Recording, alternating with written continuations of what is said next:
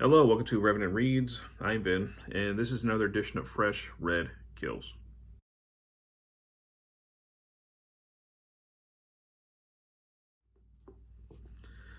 So, Fresh Red Kills are the videos where I talk about the books that I have recently finished reading. And I'm going to be talking about two books dealing with World War II that I read for Q4 of Historathon. If you don't know, Historathon is a year-long event where we split the year up into 4 quarters, each quarter looking at a different time period, and it is to read, discuss, and celebrate nonfiction history.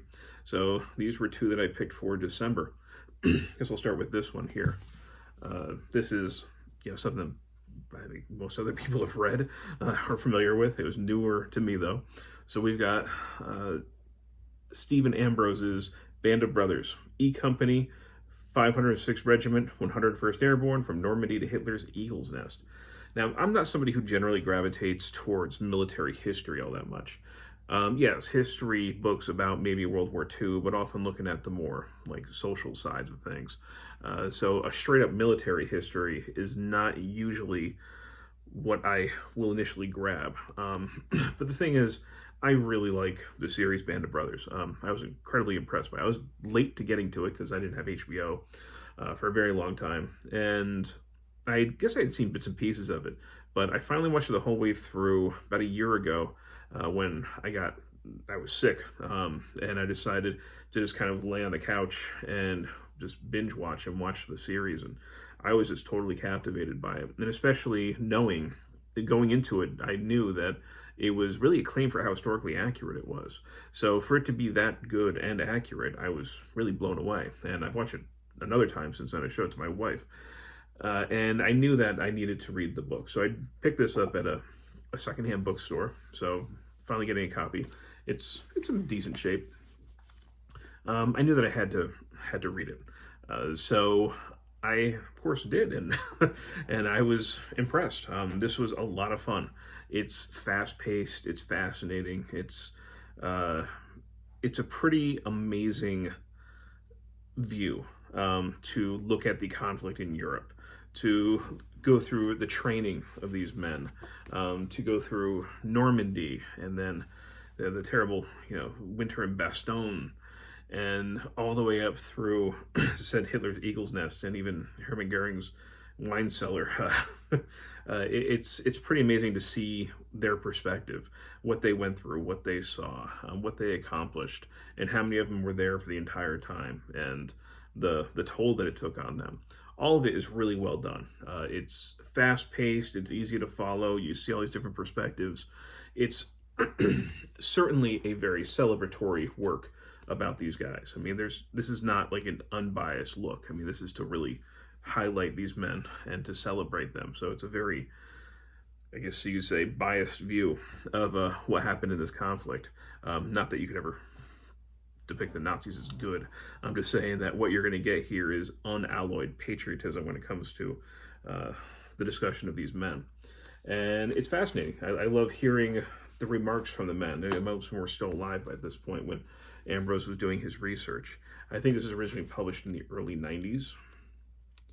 I can just double check that again real quick. Yeah, 92. So he was interviewing these guys around 1990. And it is impressive to see how closely the series stuck to the history. Now, I know that Ambrose is somebody who has had some issues with plagiarism, some inaccuracies, and there's probably some of that in here, although it seems like this is still pretty well regarded amongst his works. I don't know if there is. I didn't really look into it, but I was struck by how many things that were in the series came directly from the book, even like the smaller little comical episodes or little moments between the men. How much it was based on reality. It's pretty amazing. Sometimes the biggest differences were the fact that something that happened at night in the book took place during the day in the series, probably just, for filming reasons. But otherwise, yeah, this was good. It's definitely opened me up to considering other types of military histories in this vein. So I might be on the lookout for some of those. And then I followed it up with another World War II work, very different.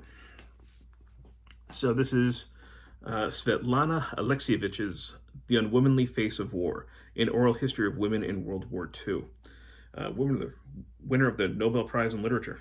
So this was originally published in Russian in the mid-1980s, and then it finally got published in English, I think maybe about 20 years later. And of course, obviously, this is the English translation. This was given to me by a friend last year for Christmas. I know I wanted to read it for Q4 of Historathon. So what she did, this historian, she went around it's the former Soviet Union, and talked to women who fought in World War II. Sometimes they were on the front lines, sometimes they were basically in tanks. Some of them were snipers, some of them were the night witches, flying.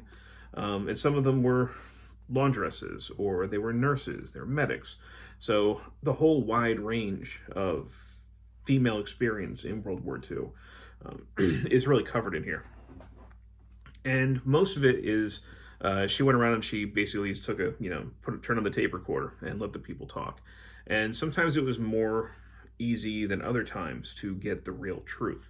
One of the more interesting things about this is the struggle that they had at the time and afterwards of being a woman in war, and how many people, then and now, think that was improper, how it almost tainted them as far as being women. Or if they're going to be talking about it and the husband was also in the war, you saw a lot of husbands almost worried about the way that the women would talk about it.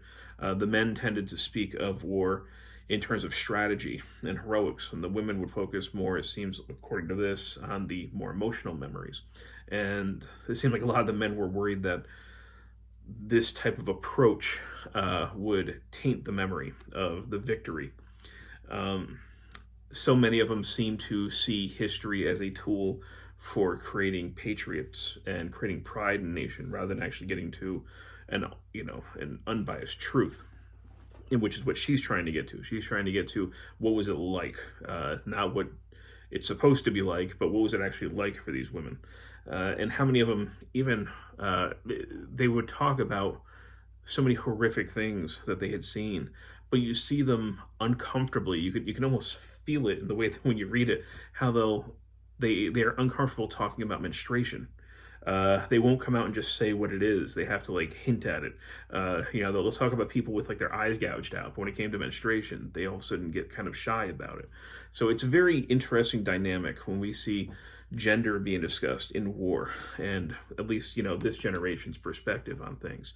But the first part of the book, it did feel like a little bit, and understandably, because she focuses on how these women kind of got into the war, it felt a little bit kind of repetitive at times, like you were hearing the same sort of story over and over again. But I'll say the second half, it got pretty powerful. Some of the memories these women had, some of the stories, I mean, man, it's the kinds of stories that you will not leave your brain afterwards. Just for instance, towards the end of the book, they talk about how they were on a train and it started to be bombarded by the Germans. So the people started throwing the children off the train, like 4-year-olds, to try and save them and tell the children, run to the woods. And then as the children run to the woods, the German tanks came out and started running them over. I mean, if what I just said upset you, it should, right? This is something that these people lived with. This is something that happened. And stories like that happen over and over and over again, especially in the second half of the book. Some of the stories are inspiring, but sometimes, I'm not somebody who gets, generally emotional reading things, but I was getting a little bit choked up at some of these stories. They were really affecting. So yeah, even though the first half of it, I was a little bit like, I'm not sure exactly where we're going to go with this, what kind of stories we're going to get, because we're hearing a lot of the same thing. The second half more than makes up for it, and they really said shocking stories and really powerful stuff. So yeah, I would highly recommend this. I would recommend both of them, really, but that's it. So I think I've said enough. So these were 2 works on World War II. So we got one from one side of the or as you say, one side where we were fighting Germany, and then the other side where we were kind of fighting Germany as well. Of course, we helped them to supply the Soviets with a lot of stuff. But yeah, so in the middle, you get the Germans being crushed. So that was Band of Brothers by Stephen Ambrose, and The Unwomanly Face of War by Svetlana Alexievich. As always, if you read either of these things, I'd love to hear your thoughts on it. And also, as always, thank you, BookTube.